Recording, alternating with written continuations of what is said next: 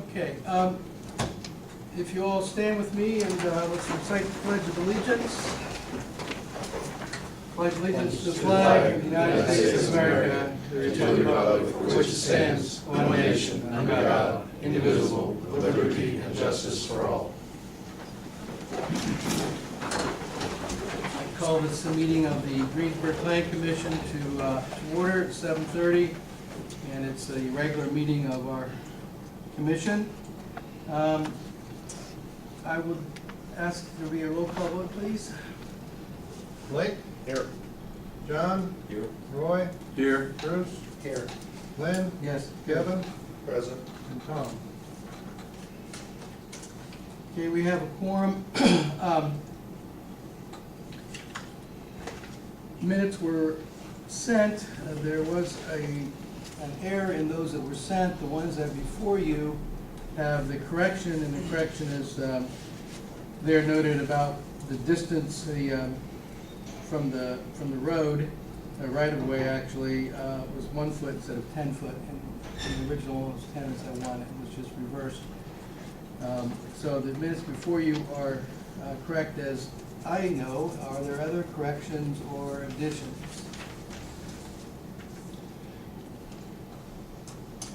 Hearing none, minutes will stand approved as submitted. We have an agenda, but I would like to, if with permission of the council or the commission, to amend this agenda and entertain Mr. Hamilton and his client and guest regarding the topic of pool covers. Is that agreeable to the members of the commission? Yes. All right, well then, let's make that adjustment. That will be the first item of business, followed by the status of unsafe building report. And then I'll ask now, are there any other items that members of the commission wish to add to the agenda this night? Well, we will add them if there are. If not, we can, I'll ask Ian if something should come up in the meantime. So with that, Mr. Hamilton, can... Councilman, Yeah. so that, just so the record is clear, we have a motion, an actual formal motion and second. to amend it? To amend the agenda, please. Okay, that's, So moved. Roy's moved to amend it. Is there a second? Second. Don has seconded. All in favor say aye. Aye. Aye. Opposed? Okay, we have an amended agenda. Thank you. Frank? I'm Frank Hamilton, and I apologize, there was a miscommunication, or I would have had the ordinance in front of you today, but we have submitted to the city attorney an ordinance to amend 1999-15 with regard to swimming pool fences, and the amendment is basically to allow a power safety pool cover, electronic cover, to be used in a pool, on a pool, in lieu of the fence. The ordinance, when you do see it, is consistent with Indiana law, and it is consistent with what the county, Decatur County, has done. I have with me today Matt Miller, who is with Rafter Rafters, who has done automatic pool covers in the county. I also have with me today Bruce Holmes, automatic pool cover is the name of his company, and I would like him to, my client would be happy to answer any questions you have, but I would like Bruce Holmes to make a brief presentation. We have given you packets that he has provided to us, but I'd like him to make a brief presentation with regard to the safety factors of automatic pool covers. Sure, please, Bruce. My name is Bruce Holmes from Automatic Pool Covers out of Indianapolis. We manufacture the covers. Some of the codes, the state national code, I put a copy of the codes and restrictions in your pamphlet. I'm sorry, I only brought 6. I thought that would be sufficient, but I can see it, I'm short. But the state code, if you turn to, I believe it's one of the sections there on page 43 maybe, or there's a single page in there that the state, and this is a state code, which follows the national code, but it says that you may have one of 4 barriers around a swimming pool, and that be a 5-foot fence, an indoor pool, 5-foot retaining wall, or an automatic safety cover. So the state goes, if you read through there, that's their recommendation for the state. I've been in this industry for the pool covers. We've been manufacturing for 35 years, but I've been in the pool industry for 30. And I was president of the largest company in the whole Midwest. And we were doing 10 to 12 swimming pools every week, so it was a very large company. And there is currently not one city or town in the state that that doesn't abide by the state code of one of the 4 options on the cover. The cover is considered a stronger barrier for safety than even a fence. Kids can get over fences and gates can be unlocked, but if the cover is closed and the customer has a key or doesn't have the code to open it up, there's absolutely no way that they have access to from a safety standpoint. In my previous work and in my current work, we haven't been in a court of law 1 minute at one time about any issues about auto covers. So it is a very safe barrier. As you can see, it holds like 400 and some pounds per square inch. I've got a picture, a couple of pictures of kids on the covers. Shows you what it looks like. It takes seconds to close the cover up. And it's considered one of the strongest barriers. But this just shows you the strength of it. I mean, literally, I've had numerous Colts players walking across the field one time, so it is a very strong cover. And we have very strong restrictions from a manufacturing standpoint that we have to abide by to meet national code. And the state code is follows the national code. So I'm just here to say that of all the permits that's pulled,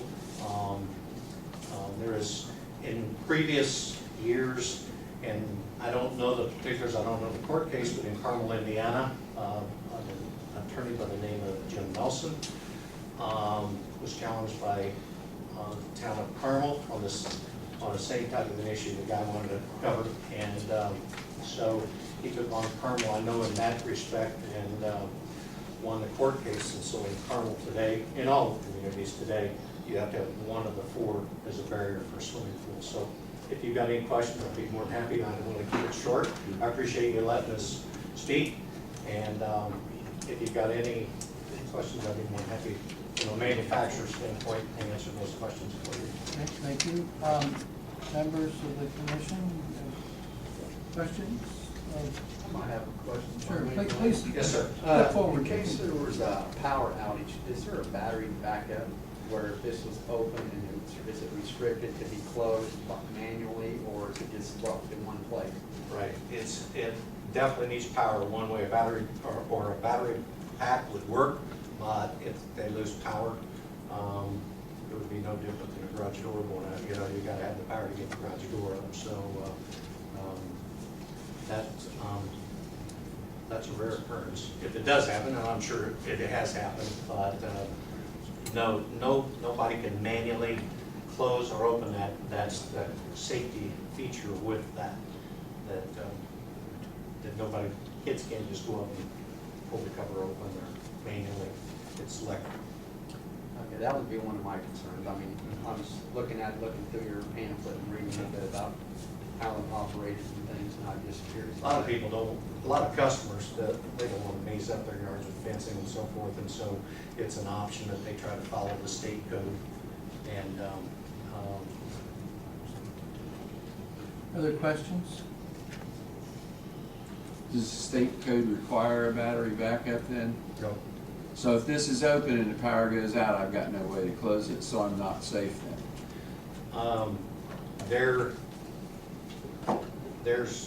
There's ways that you can do it.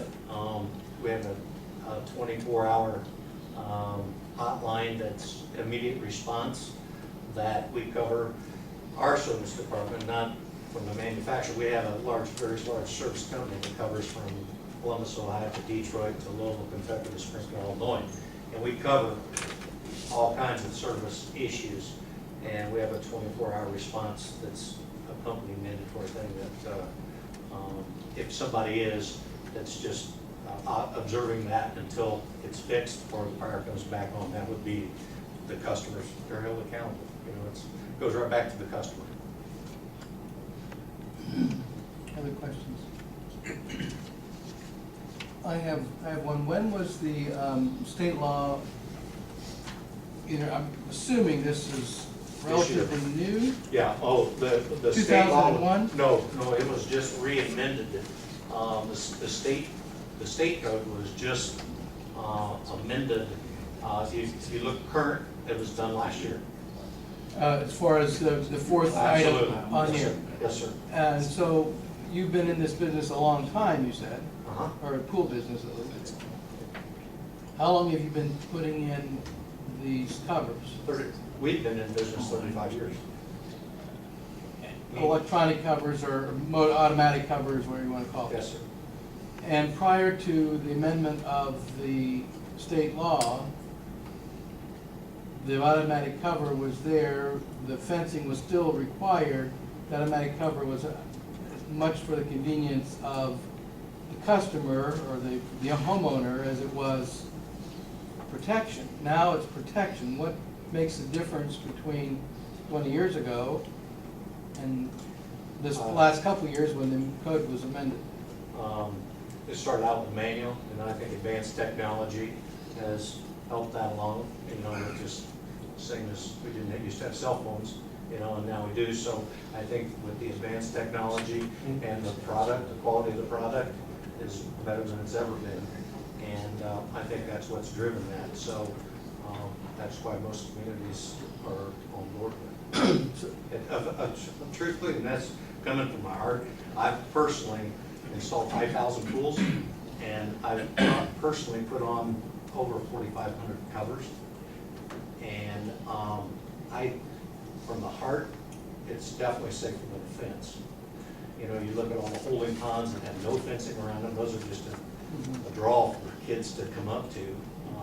So I personally, that's a personal feeling, but I think that I wouldn't have one without it. It's just that safe. So the covers now, where they look, they're capable of being walked on and jumped on and crawled over, I see. We've had cars on them, we've had a lot. And so the actual product is better or stronger than it was before? Is that what you're saying? That Well, I mean, they keep improving it, you know, I mean, manufacturers, that's what they constantly do, is try to improve the products to stay on top of it. And so the fabric and so forth that we put on, all the welding and everything, it's as good as we can get in the pool industry. Yes, sir. I've got a question. Okay, so if the owner forgets to cover the pool up, isn't there a bigger chance of a kid walking right through the pool and falling in rather than having a fence around it? It's holding parents accountable. I mean, it should be, you know, it's no different than that pond stepping out there, and if that's their responsibility to watch the kids. And so I know just years that I've had, and it's open. When we're out in the backyard, it's open. When we're not, it's closed. It's so simple. I mean, less than 30 seconds and it's closed. But do you think a fence would deter a child from walking in rather than just seeing an open space like this? I mean, you know, you could landscape, there's all kinds of barriers that you could put around it, but some people do it with landscaping more so than fencing. So there's some subdivisions that you get into that's got such strict restrictions that you can't put in a fence. So, you know, that's, they don't want to maze up their subdivisions and I think it's, the parents need to be accountable for their kids. Any other questions? Frank, did your client want to say anything about rationale? Why don't you tell them what you have done here in Decatur County? We've been building swimming pools here in Decatur County since probably 75 or so, late 70s. As recently as yesterday, we finished the pool out at the lake, out at Lake Santee. No fence, just an automatic pool cover. We've done 2 out there in the last year, no fencing, just the automatic pool covers. We've done several other ones around Decatur County and all the adjoining counties that don't have fencing, that just have the automatic pool covers. Excuse me. Frank, do you know, or maybe you know, was the county ordinance recently changed, or has it always been that way, that they didn't require fences? They With pool had- ponds and things, I'm just asking, I don't know. Glenn, I can't answer that. I know at one point in time, back in the mid-'80s, they had a fence requirement, but I don't know what's happened with it since. I don't know. I'm afraid to say. We're speculating. Yeah, I understand.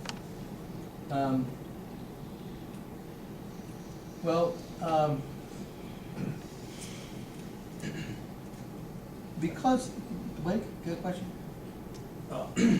Yes, so are we looking to make a decision tonight? No. Okay. No, I just was gonna suggest, because this, came without us having prior thinking about it, and I have an opportunity to do a little research, I guess I would like to delay a decision tonight in order for us to do a little research on county, what they've done, why they've done it, what some other places are doing. I'd be curious as to what the rationale was for the change in the state law. Obviously, there was some rationale there, I would think. Find out what that is before we give it some thought. I know we heard from Gary Murray last month that this was a subject that had come up, and he brought it to our attention, and we kind of gave it a little thought, but no real research into it, and said, Alex, what we've had seems to be working. We're a little concerned about just leaving things wide open, what kind of a invitation that might be, and what kind of then problems might arise from that. So if I would do the church, ask for the church prerogative here and table this for tonight until our next meeting. In the meantime, I would ask each of you to do some research. I will ask our attorney as well as our engineer to do a little research on this as well, and we can come back after having given it some thought, and then. When is the next meeting? Well, the next regularly scheduled meeting will be the 3rd Tuesday of June. I don't know what date that is, and that's provided we have an agenda, and since we have this tabled, I guess we will have an agenda, so we'll just. I don't need to do anything to get us on the agenda for that meeting. That will be a matter of old business. We will put that on the agenda and try and come up with a response to you all. Okay.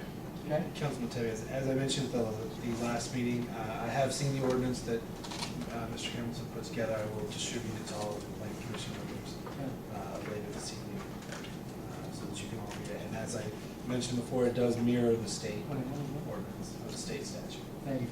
Apparently Roy says it's the 20, Wait a minute, third one, 17th, I'm yeah, sorry. June 17th. Well, if that's a good day or bad day, but. About 18th. Saturday. 18th, Tuesday, Roy, Tuesday, look at the Tuesday. 18th. Third time's the charm, Roy. Well, I got it right finally. Give me a break. It's a long day. All right, we'll give you a break.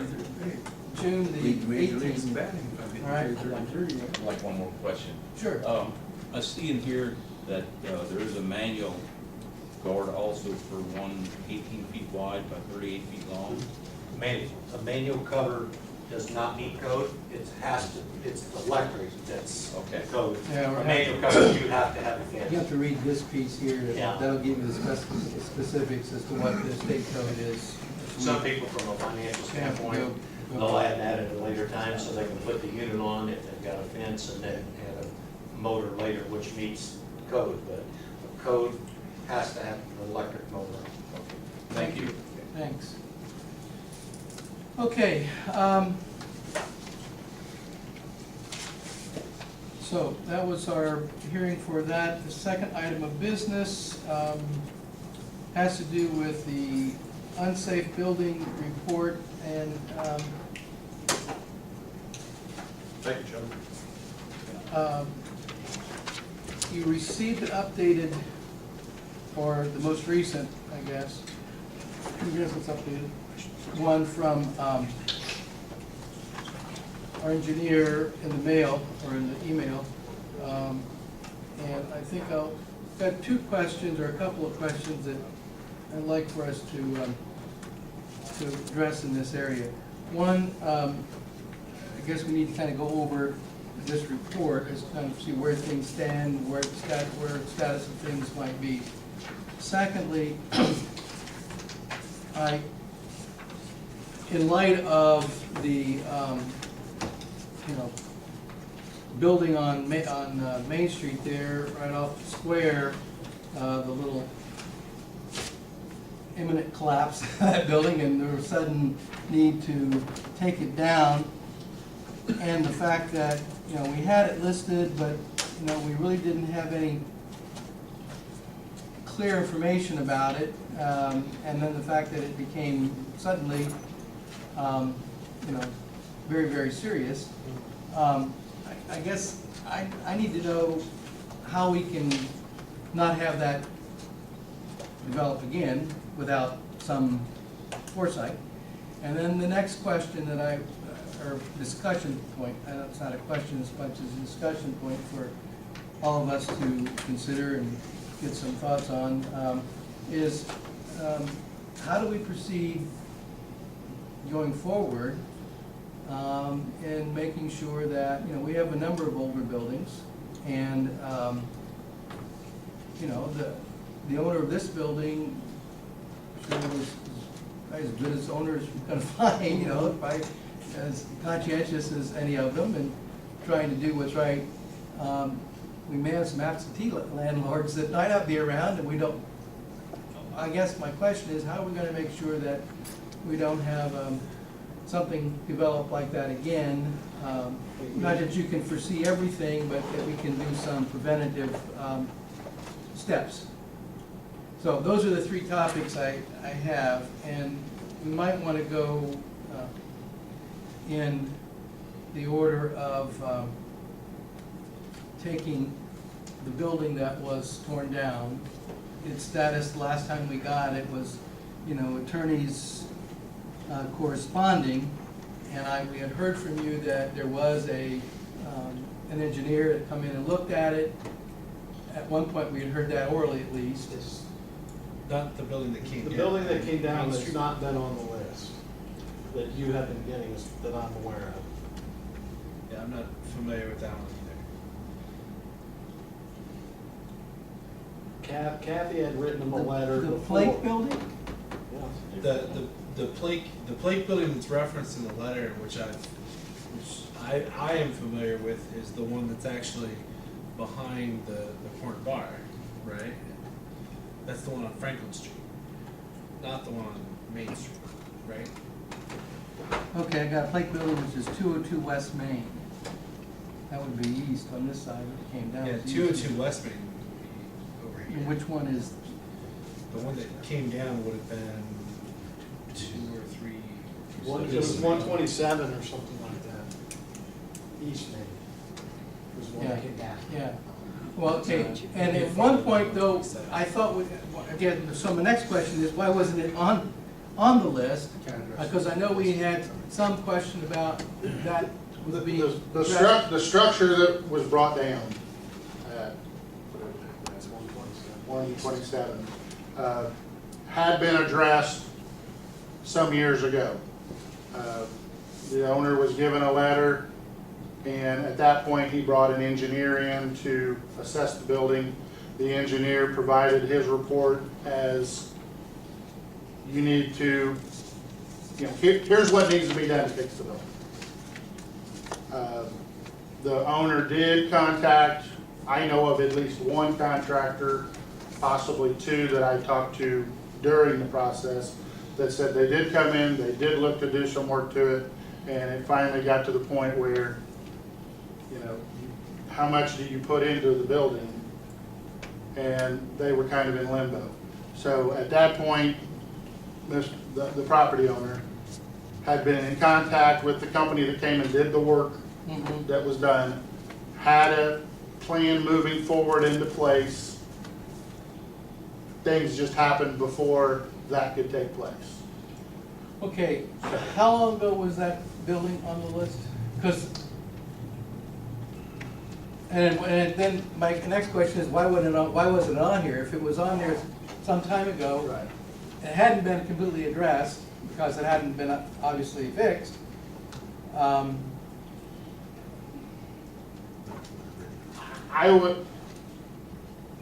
would guess that it was being addressed, so it wasn't put on the list. That's all I can say. But I know it wasn't too long ago that we saw that there was a crack developed in the front of the building, or the lower, that was more recent, wasn't it? That was just some spalling of the brick up front, and that was cosmetic. And that's exactly what the engineer had said on that sidewall that we were concerned about in the alley, is that was 4 courses of brick, and that was cosmetic too. And so it was deemed structurally sound. The windows were, no broken windows, nothing falling off it that we saw until 2 weeks ago Until tomorrow. on the Wednesday, I was in a business, no, actually I was in a business on Main Street, and they said, hey, what about this? So at that point I drove down, I took a picture, I forwarded the picture to Gary and said, hey, you know, and at this point, and I actually still have the picture on my phone, where the brick was still in place. It had just kind of cracked out some. Honestly, I think the paint was holding it in place. Gary contacted the owner, process started.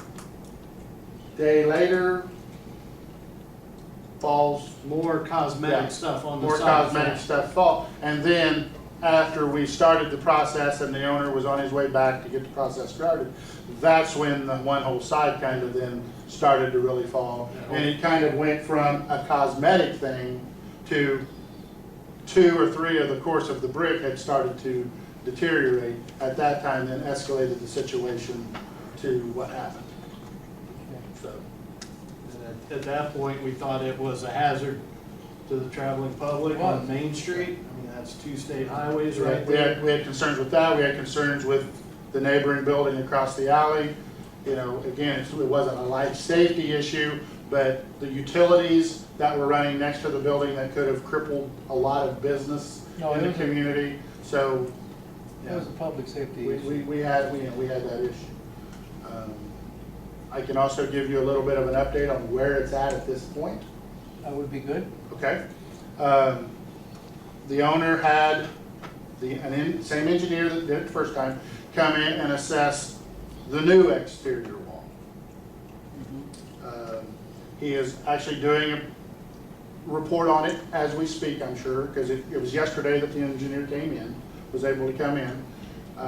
So I've asked for a copy of that report and have been told that we will receive a copy of it. We will make it available to the board, and Gary will have a copy of it. He has made contact with a mason to get him on the schedule once the engineer tells him what needs to happen. You know, and one of the things that was said was the brick that is exposed needs to have some type of cover so that the water doesn't deteriorate that brick anymore. So again, I sat and talked with the owner for quite a while this afternoon. You know, he's looking at different coverings. You know, everything from possibly a vinyl siding to metal to stucco to, he's not sure at this point. He's got to wait till the engineer or whatever comes back and gives him the full update. But he's got the person there. They did save several of the brick from the other building. They're piled up in the back that the mason's going to use to patch up that wall so that it is, I guess, cosmetically good. The stone has not been spread out because that was one of the things before he wanted to pack all the stone in and turn it into the parking lot. He had the engineer come in to make sure that there wasn't additional footing or anything that needed to be repaired to keep that wall in place. So that's why that hasn't moved forward, and he's waiting for that report to finish that out. So the owner, again, committed to me today that, you know, he's prepared to finish it out, and whatever the engineer comes back with, he understands that, you know, if additional needs to happen, additional could need to happen. But, so, any questions? Members? With the exterior of that building, that's the interior wall that's now the exterior wall, obviously, I think there would have to be some kind of waterproofing of some sort. Is there any requirement because of the historic preservation downtown, and I don't know all the particulars with that, that would require the exterior to be, you know, there's materials that can make it look historically appropriate, and yet It's not gonna be a metal siding or vinyl The siding. owner has been in contact with the leader of that group. Okay. You know, with that organization, that the historic downtown group, Good, for guidance. great. Again, having an opportunity to sit down with the individual today, I found out that he has a passion for old buildings and the restoration and the construction of the old buildings. So again, I believe he's committed to getting this back the proper way. Good. All right. And I would just like to in this say, I applaud the owner for taking this upon himself and moving it as quickly as he did. Right. Well, and It was a short period of time, and he was able to make the things happen, and, you know, we could have had, again, a real big mess. Right, and I will applaud all of you, city officials, everybody, you know, worked on that right away, got to it, got right with it. You know, I just had seen that there before, and in my mind, I had, that one was the one I was talking about, that I kept seeing here. And then when I heard, well, there was, you know, I heard there was an engineer that looked at the building, I knew that, I thought that was the building we were talking about. And, That's also the Decatur Hotels had. I know, engineer I know. look at that one also. We've had that one too, right. So, yeah, I think everybody worked well to get a bad situation taken care of in a effective and minimal kind of disruption and everything else. And thanks to, you, Scott, Stacy, Mayor, others that were involved with this, taking care of it in a. Well, that, just to be clear, that was entirely Mr. Blake's project. We just had contacts with utility companies because we meet every first Thursday of the month with all the utilities. We had contacts to get fiber optics raised, move power turned off to the building, get all the utilities turned off. And so when the company that he had already talked to and received a quote came down, they thought it would be better to do that later on a Friday night when there was a lot less traffic on Main Yeah, Street. exactly. Well, it was fortuitous that he had, and I applaud the owner for taking steps. Right. Good thing we had things in place, and had we not, it could have been much more But it difficult. could have been much worse. Yeah. But we but- did get them, the contractors, the letters they needed from NDOT to get an oversized rig on the road without going through NDOT, because it was a matter of public safety. That they were able to load a machine from Lafayette and bring it down here that evening. Detouring the traffic if necessary, I mean. Okay. There were a few hiccups, a couple businesses did lose power that we were originally told by Duke that they didn't think that they would lose power if they did certain jumpers, but they weren't clear on everything that was on the circuit, so, some people have called in and asked who was in charge of that project and who made the decision to turn off the power when, and I said, that was not our project. We were just trying to help coordinate and expedite and get the right people there. It's a situation in where Duke, if you get anything within 10 feet of the power line can arc over. And Again, originally it was gonna be, okay, we're gonna kill it for just a second, and then we'll get it back going. I was as surprised as those other business owners. But I just explained to them that for public safety, again, that was the choice we had to make at that point. Otherwise, the project couldn't have moved forward without it happening, so. And it needed to in an expedited way. Commissioner, man, you know, I applaud Rick Blake as well. Once things started downhill, everybody jumped into the movement and took care of their jobs, especially Mr. Blake. And I think your concern is the same as mine. We did not write them up as an unsafe building, but we believed that there was work that needed to be done cosmetically. How far do we go to tell somebody they have to fix their building cosmetically? Or if that's going to endanger the structure of the building, that they have to tear it down? How long do we give them to make up their mind if it could be a hazard or possible hazard? Well, that's the question I'm asking us to kind of just think about aloud, or just not come to a conclusion. I'm not asking for, we gotta make a decision. I'm asking us to, what's your initial thoughts? And then I'm also, in terms of, you know, we don't have the resources to go in and have all those buildings structurally analyzed or examined and everything. And yet, when things come up that there are problems, we do need to give people enough time, but we also can't just leave it lay forever, because look what happens. And that's the same thing with the Gator Hotel. We were patient, we've been patient. They've got a plan or process maybe started, but can we find a way to say, at some point in time, we expect something to happen? And, you know, what is that I think the appropriate notice by time? state law is a minimum of 10 days and a maximum of 60 days to do something. Now, you can extend that, and the planning commission has been willing to extend and work with that in the past. Before he came on as president, I think they worked for 2.5 or 3 years to get a trailer torn down that had been damaged. So, you know, And different and- body, different players, you may have a different time frame in mind that you'd like to see that cleaned up. 2.5 years is a little too much. I would agree. And, you know, and I'll give you another example. We've got one that's on our list that's sitting there right now. It's the 606 Northeast Street.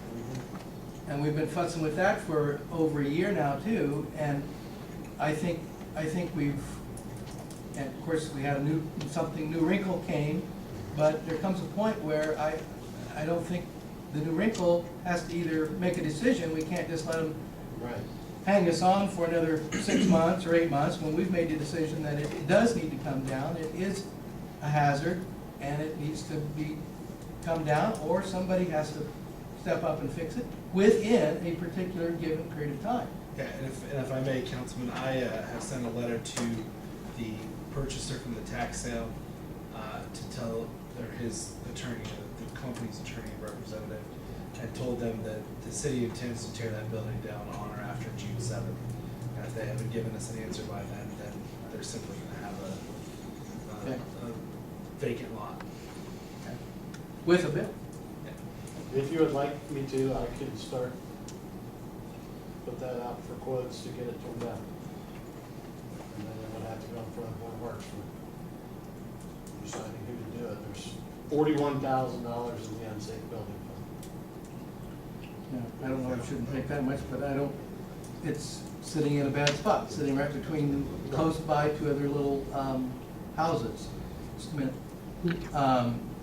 So, but yeah, I mean, we have been, and that was a month ago when you first contacted, or 6 weeks ago when you first contacted them about coming down, and a month ago you told me they were gonna be there that next week. And yeah, and I agree with you, Councilman Ted. through scheduling issues, and it's constantly been a course of us reaching out to them saying, you need to come see this, you need to come see this, you need to come address this issue, and just being pushed off. And I do know from their perspective and having spoken to their council, they are somewhat limited in what they can do, because as a tax sale purchaser, they are technically still within their redemption period. So by state law, they're not supposed to be able to even access the property. They're not able to even do anything more than simply drive by on the street. Now, I've spoken with the council, or with the attorney for the owners, and made sure that, yes, they have permission to go in there, check it out, and see what they want to do with it. Because their purchase was based simply upon a drive-by inspection of it, and not being aware of the significant structural damage to the interior of the building. But I certainly concur with you that this body and the city has been more than lenient and gracious in its period of time, which is why, after speaking with you, I gave them the hard deadline. Okay, good. Comments on this topic that we're talking about in terms of timing, length of time, and I'll get to you in a minute. Anybody? Bruce? Well, since we're on the subject here, I know last year there was 2 different residents put on that list. One of them we agreed to give time due to death in the family. And what concerns me about it, okay, the 25th of May, that would be another incident, I'm sorry. There was a plane crash that took place, close to a year going on now. The Flakes, Mary Ellen Walters, okay, Flake owns a building here that they operate a little machine out of that they cut up their old tires with. The roof is bad, it's right adjacent to an alley which is traveling heavily by automobiles to other businesses. They have told us they're gonna tear that down. There was a real estate transaction that has taken place. They are gonna move that into the pawn shop that's there and tear that down. Which that would probably be best if they didn't want to invest the money in, because, Right. So, What property are you talking about? a different real estate transaction has taken Walters, place Walters Tires. that now allows that pawn shop to move to a new location. okay. So once that pawn shop moves, it's probably 30, 45 days. Just spoke to them today. Then they've already got a signed purchase agreement for the tire place to buy the pawn shop and use that for that purpose and tear that down. Okay. All right. Do we have a timeline on that? It's another business. Some bought the Meniere's building and is gonna do some remodeling in there to move the pawn shop over to the Meniere's building. And I spoke to him today and he said it was 30, 45 days worth of work inside there before he could move. Okay, well, that kind of brings us to the same question. When we come up with these things, do we need to put some kind of time limits on it? Or do we need to have time limits to say, okay, give us a plan of action, give them a timeline for a plan of action, get that, and then give them a timeline based on that plan of action, what's reasonable? I don't know. To me, this unsafe building letters, it should be a more of a working document. I mean, let's talk one real quick. Hole and roof letter sent. What that letter included, what was supposed to be addressed, what was the timelines provided. I mean, 2 years ago, 3 years ago, we had a guy that was cleaning up his property. He had to come here every damn month and explain where he was at in the process and why he wasn't there and reestablish his timeline. Because, I mean, a lot of these people have issues like this. They're gonna be like kids. Unless their feet are held in fire, they're not gonna do anything. No, I'm not disagreeing with you. And I just think it needs to be more detailed with time, established times, and hold people accountable to timelines and action plans need to be put in place on what needs to address and make the properties to be get back to a safe status. But I would think that's something we could possibly do in the letter that we send, is asking them to come to our next meeting, next regular scheduled meeting, where that might be, or if we don't hold a meeting that month, if we would let them know and they would come to the following meeting and give us a oral report. Something we could possibly do. I don't. Jean, you've been patient. I'm sorry. What did you have That's to no say? problem. I just want to give some input, having had a business in the downtown for 23 years now. And I'd like to pose this question for the board to think about. How do you catch and correct problems with buildings before it becomes an obvious problem? And I think that's what you're discussing. And I understand your point of the cost of a comprehensive structural study, but why should something like that be considered? For a lot of reasons. Number one, other towns do it. Number two, cost-wise, you do have a group in the downtown that does have some money that could potentially be put for something like this, which would save these historic buildings rather than we just keep losing them. We've even had a death with one of the buildings in the past. The safety of the public should be our first most concern. And on this comprehensive study idea, I mean, I had a structural engineer that deals with historic buildings come in and check out my building when my neighbor wanted to tear down a building and leave one of those soft brick walls exposed. What you can learn from someone that has historic building experience, and that's not discrediting anybody here in any way, it's monumental what you can learn from them because they've got experience in doing this. It might be well worth the cost than rather like in some past occasions where it has fallen back on the city to take care of it. And, you know, the engineer that I had look at my building, I said, do you ever do comprehensive structural studies for cities? And he said, yes, we're doing one over at Franklin right now. He said, first off, they were going to do all the buildings, found out that they couldn't afford that cost. And so they started out with 14 buildings in order to do this. So that's something that, you know, this commission could check into. But we gotta quit losing buildings if we're gonna maintain a historic district. I mean, it's just that simple. And a lot of times you have slumlords in downtowns. This is another reason to do a comprehensive structural study. Because while it would be advantageous for a lot of building owners, the ones that really care about their buildings, to do a structural study on their own, many don't wanna know the problems. They just want the rent. And that's where public safety comes into consideration. And a structural study really needs to be explored to see if this can possibly happen.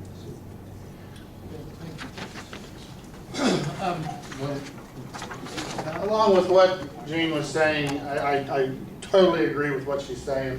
And again, my thought is kind of along with hers, where we have an organization that's providing some funding to do cosmetic things downtown.